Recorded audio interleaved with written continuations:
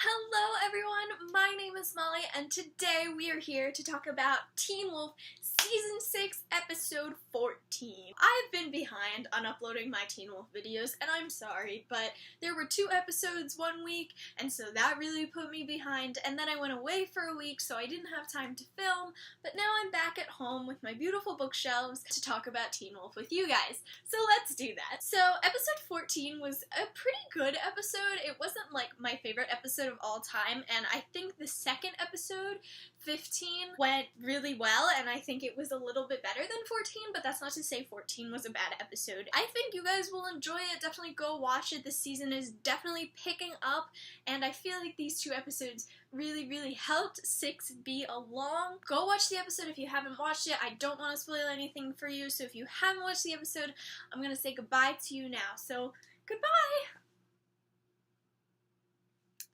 Okay, so let's talk about this. So, 614 was the episode that Lyndon directed, which is awesome. I love Lyndon so much. Like, I met him at HowlerCon this past year, and I absolutely love him as a human.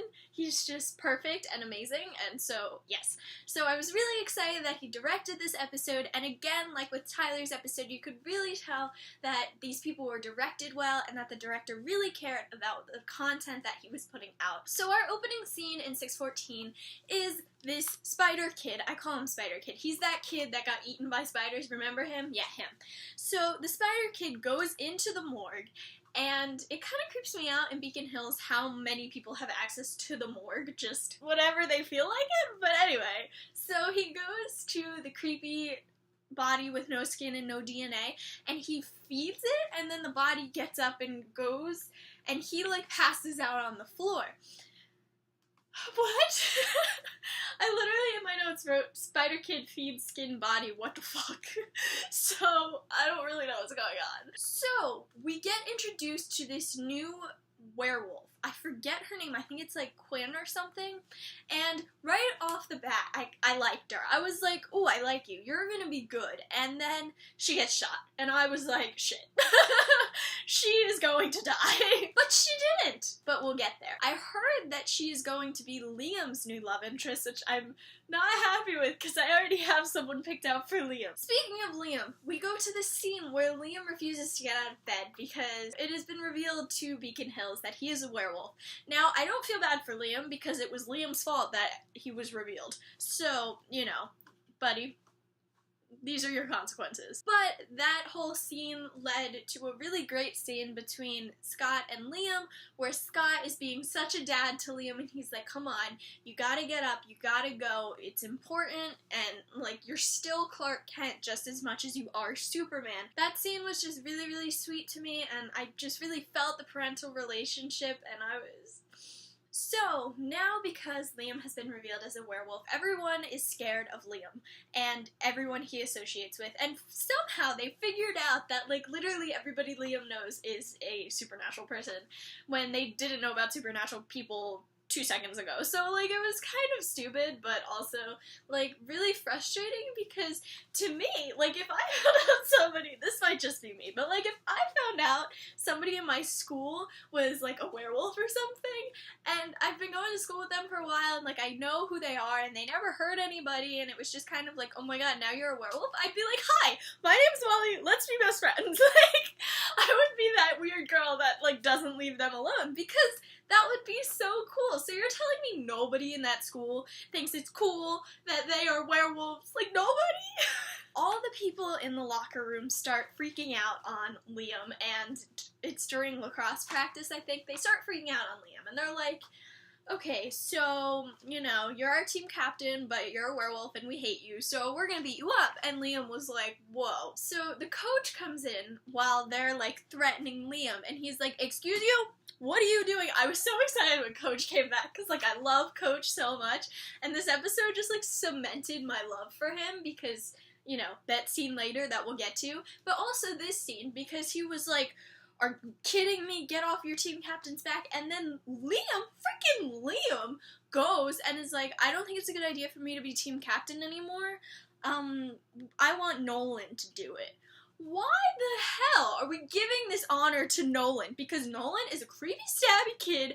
He's really annoying. So, like, why does he get to have this honor of being the team captain? It also led to the scene where the coach was like, oh yeah, Nolan, and he like goes on and on about how great Nolan is, and then he's like, which one of you is Nolan? And I was like, oh coach. The hunters in training all start to block off the exits to the school, and they're like, alright, we're gonna beat up Liam, it's gonna be great, yay, okay. And then Liam, Mason, and Corey are trying to get out, and Corey and Liam are invisible at the moment, and Mason's just kind of walking around guiding them through, and the people find him, and Corey lets the thing slip, and so everybody can see them. Liam runs into the guidance counselor's office, which was like, ooh, that might be worse. But it also kind of weirded me out the fact that everybody freaked out about Liam being a werewolf, but Corey can become invisible, and nobody really seemed to care. Like, nobody was really freaked out about Corey, they just were freaked out about Liam, but Corey is also supernatural. The guidance counselor's so creepy. When Liam goes in there, and he, like, is gonna tell her stuff, and then he looks at her, and she has the scratches down her neck, and she has, like, a book about hunting or something, and he was like, wait a second, and I was like, yes, Liam, yes, because I didn't think he was smart enough to get that. Like, I love Liam, but he's pretty dumb sometimes. So I was really excited that he put two and two together, and then she was so creepy about it, and I was like, you're not even trying to be subtle. Like, you're obviously being a creep. She was like, oh, yeah, I got the scratches from running through the woods? Like, what? You could have picked anything. You could have been like, oh yeah, my cat did it. No, running through the woods. Why? Why would you pick that? If you're lying, why would you pick that? So then we get this really cute scene with Argent and Melissa, and Argent's being like such a parent to Scott, and he's like, Scott has to get out of town. He has to leave. I don't care what it takes. He's not going to be able to get out. He needs to leave now. And Melissa's like, I'm not telling him to run.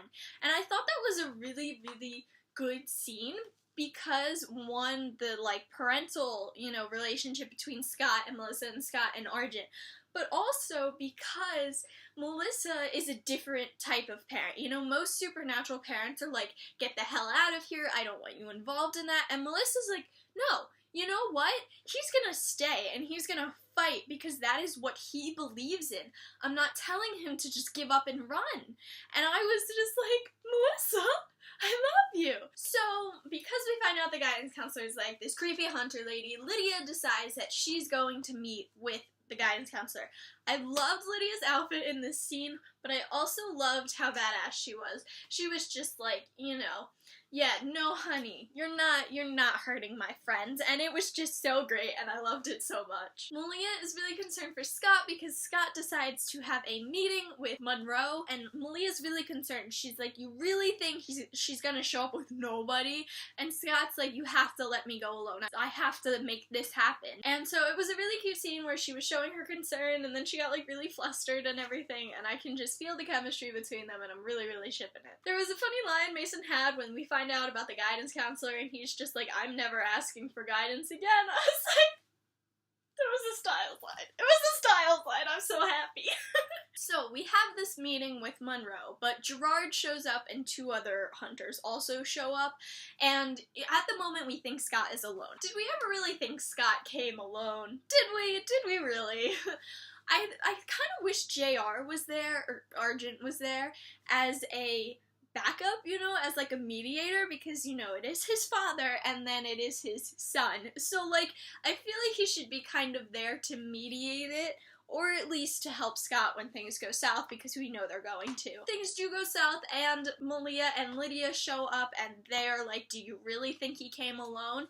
And then they're both badass, which was awesome. During this meeting, we find out her backstory. She talks about how she was there when the beast attacked people, and she had to pretend to play dead. Then Lyndon came and saved her, and I was like, you didn't deserve to be saved by Lyndon, okay? Because he's amazing, and you're not. But also, it bothered me because I feel like her backstory wasn't that traumatizing. I mean, like, I guess it could be, but I feel like there could have been so many other options for how her backstory could have went, and that just was kind of like a stupid one to choose. It really didn't make me feel anything for her. So we have this scene where the hunters in training finally catch up to Liam, and they start beating him up, and Mason is trying so hard to get to Liam and to make them stop, and it was breaking my heart. I started crying because it was such an emotional scene, and you really felt the friendship between Mason and Liam, and I just wanted Mason to help him, and he couldn't, and it was so sad. While that scene is happening, a teacher walks into the room, and she, like, looks around, and everybody kind of looks at her, and she's like, yeah, sometimes you have to let them figure things out on their own, and she turns around and walks out, and I was like, what? You're a teacher. You're supposed to stop them. I was like, oh my god, we're gonna die. But we didn't, because Coach came in and saved the day. And he was like, what the hell are you all doing? Get out of here. Stop beating him up. And like, he had this whole speech, and I was crying because I was like, Coach, you're our guardian angel right now. We end the episode with the new werewolf who was shot ending up at Scott's house, which was really exciting because I didn't want her to be dead. I'm excited to see her continue to be a part of the pack as we move forward in this season. So those were my thoughts on episode 14. Let me know what you guys thought of the episode and if you enjoyed it just about as much as I did. What are your thoughts on the new werewolf that has been added, and what are your theories for the rest of 6B? That's it for this video, guys. If you are interested in more Teen Wolf content, make sure to subscribe because I do episode talks for every episode. If you're interested in Shadowhunters, Riverdale, Supernatural, or books, I do videos about all of those shows and things as well, so definitely make sure to subscribe if you're interested in any of those. That's it for this video, guys. I hope you enjoyed. I try to upload a video every week. If you like my videos, then subscribe, and I'll see you next time. Goodbye!